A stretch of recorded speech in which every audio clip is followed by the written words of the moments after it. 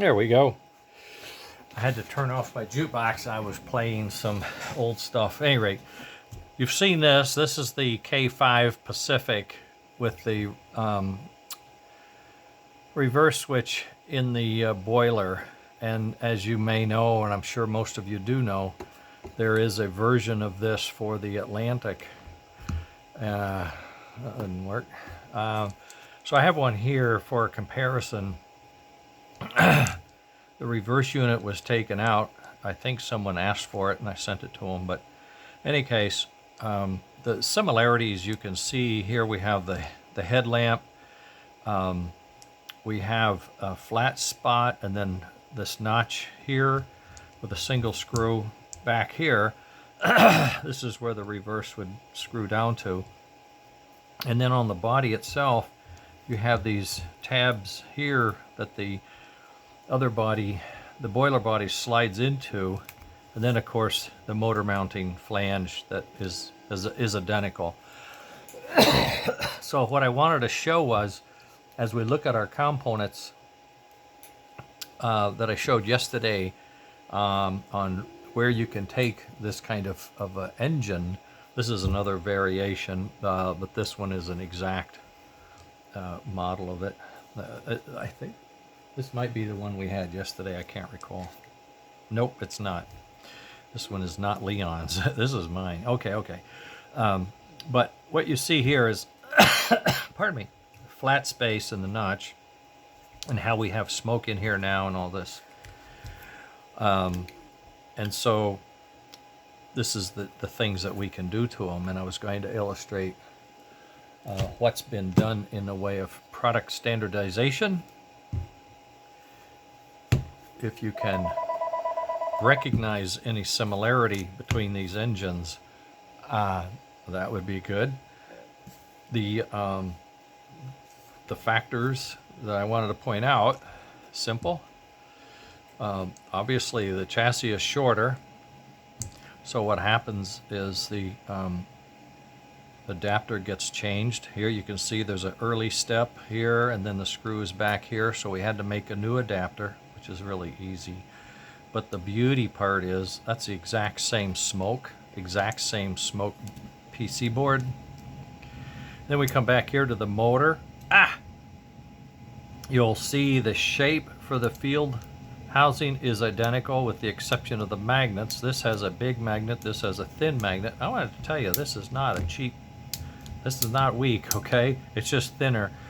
And you'll notice the trigger for chuff has been replaced, the exact same spacer and gear, okay? And then the standard motor fits in the back as well.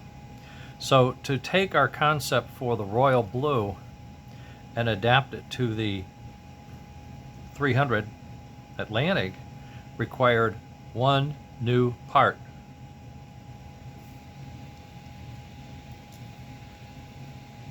Even the electronics are identical. So if you saw yesterday the K5 and you might be sitting on an old 300, you know, the party's not over here, but you have to decide, you know, is a 300 worth doing? In my opinion, all of these Flyer chassis are worth doing because the bodies and the shells are so good. They're just perfect size, perfect detail, perfect scale, and of course I'm going to argue, do it.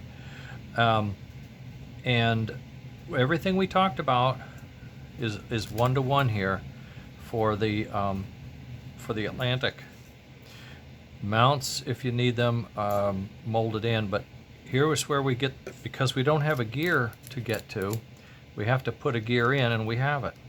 We take the exact same gear, the worm and the gear in the housing, and it works. Boom. We put the ball bearing in here. We get rid of this thing. This thing has divots. I could show you here, look. It has clearances just for those tabs that are in there. It has the two mounting screws, and then it has a single mounting screw in the front, but I attached the I lock the front down by straddling that bar and getting a nice tight grip here, and then all you have to do is put that screw in here, and this thing is on just as good as it's on here. This is put on the exact same way. Okay. And then the smart smoke is, you saw yesterday, we've got that. We know how to make it smoke. Okay. So take that off, put this on. Take this off here, put it on here, and you've got it. The only other thing that I did here, interesting, I think, to point out would be the side rods. Side rods were missing. I thought it'd be kind of fun to see what I could do. And I put I put 3D printed side rods on here. Oh, it's all locked up. I tell you, it spins great. It spins great. So, no, you can't polish them. They're not chrome, but they're authentic. It's like an I-beam, H-beam, you know, like. And it's strong enough. It works great. I mean, it really just turns the front wheels, right? So you can't go too far, I suppose. I do have a silver that I could turn this into that would be semi-glossy.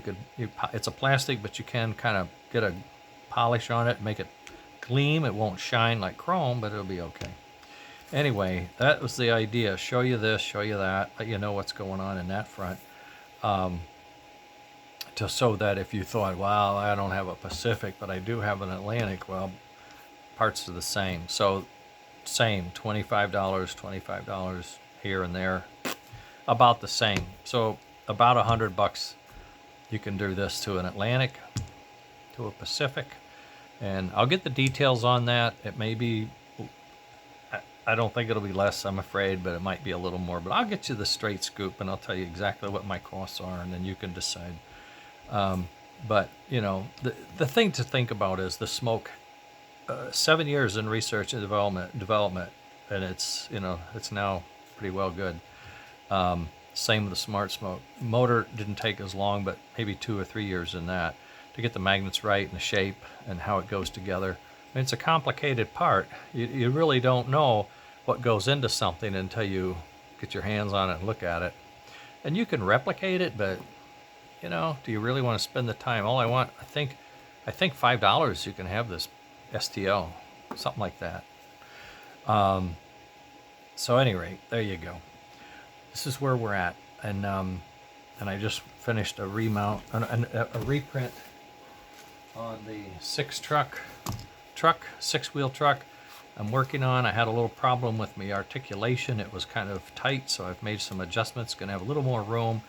It doesn't do well with these wide flanges. I'm going to see if I can't get the brass wheels with a smaller flange. Not necessarily scale, but just a little smaller. How deep is that?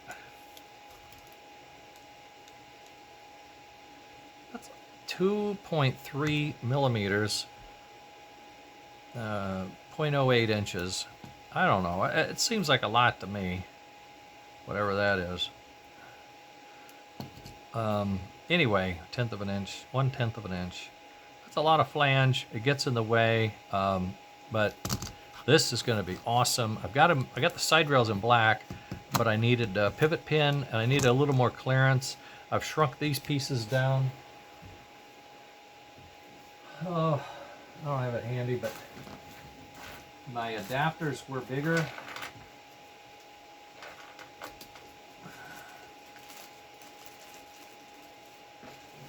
The axle adapter I made bigger because I had real thin ones, and there is a little piece of plastic in there. It doesn't go all the way through. And with the thin ones, they actually could break if you were mean to them a little bit. So I made them real fat, almost 10 millimeters, and they work, but oh boy, now it's as big as this. There's no room for articulation, so I brought it back down to 8. 8 works real well as far as spacing, and you still have articulation. What changed with the 6-wheel over the 4-wheel was the length of the side rod, length of the sidebar. The distance between the wheels is a big difference. So they're a little tighter, so that makes everything else tighter, so the flange gets in the way. But I'm working on it. This is a tweak, okay? This is just a minor tweak. These in black look pretty okay. I mean, you could put some silver paint on these springs if you wanted. There is a gap in there and all, and then these caps could be silver, and then this could be Or I could do them in silver. I have silver plastic, you know. You guys tell me what you think. Put them in silver plastic and then just do a little weathering on them. That might be the way to go. I want to do a different style for the passenger cars. I know that's a different one. And I think the tender on the Northern is a little different. But it's going to be the same concept. It'll be this width and length and all that. And all these wheels will be metal. I'm also introducing a groove between these two wheels. I just had an idea a couple weeks ago. I worked it out. I did a test print and it worked out great. I have the hole between the wheels, and what I put in there is a brass eyelet, sort of like this, and it's sort of a bushing then for the axles. Okay, if that's the wheel, I have this bushing that slides into the plastic. Okay, and it's a bushing like. But what I did in this other one was I went ahead and cut a groove into the plastic, engineered a groove, and then I could push a piece of wire here and run it up to here and lay it in that groove and then push that piece in so that there was continuity between these bushings. So when the axle touches it, there's now continuity between the axles, and if there's a wheel on the axle, there's continuity between the wheel. So if this is one rail, energy is coming in to both of them. And then over here I would put in my normal piece of wire that would rub on the axle and take this energy up to the tender for the controls for the power distribution board, and you're getting energy from all three wheels on that side, tracking here and here and here, and then up, boom. So we're going to have all-wheel pickup on the six-wheel truck. That's six-wheel pickup, not four, not two. And I think that'll be fun. That'll be great. And I did it in a way that I won't have a bunch of wire hanging back here for any reason. It'll be the exact same technique. You screw the piece down here and you pull the wire out right here, right near the pivot point. So as you pivot, that wire has the smallest amount of motion. So as you can see, I am thinking and working on every possible aspect of this whole thing on a daily basis, just about. I've got my proof of prints working. That's my list over here. I got what I call validation prints. I'm working my way down. I'm on the pivot frame. I'm also working on a new idea for the I don't know if I should show it. Won't hurt. A new idea for the firebox, as you know. The firebox is like this, and it hides the engine. But what I hated about it was when I go into here and I have my red motor sticking down, you can see it. So I'm painting it black, and I didn't like black. I wanted to keep it red. So then I thought, well, what if I take the plate for the firebox and design it so it actually tapers back to the bottom of the motor, screws into it, and then put sides on it like a piece of pie, a side, so it comes up on the side and hides the red motor, and it actually looks like the ash box for the boiler. I thought that looked pretty cool. That'll be, it's the ash box. It's not going to be in the way. If you have a trailing truck, you still have room for that. And if I bring it back right, I still screw it in here, and you still have your drawbar connector back to the tender, so in the same spot. And then this thing, I'm making another design of it where this is just totally flat. And I've got a friend that can make decals, glossy decals. I'm going to see if he can't make a glossy decal of a front end of a firebox out of a real steam engine. Put that in there. At any rate, this is another thing that I'm working on, is getting that angle right, those holes, the cutouts, the distance, blah, blah, blah. And it's kind of a trial and error. You just keep printing it and changing it until you get it right. Okay. There's Leon's engine, things that we have to do to it. I'm also working on the book, right? Next Generation S. And I've got pictures and diagrams and stuff going on in here that is penciled in, and then at night I draw it up, go get pictures and stuff like that. So anyway, that's where we're at. Don't forget, you have a 300, we can make it. And the fun part is it's the same parts. So if you get familiar with these parts and you do one engine, you can do almost any of your engines.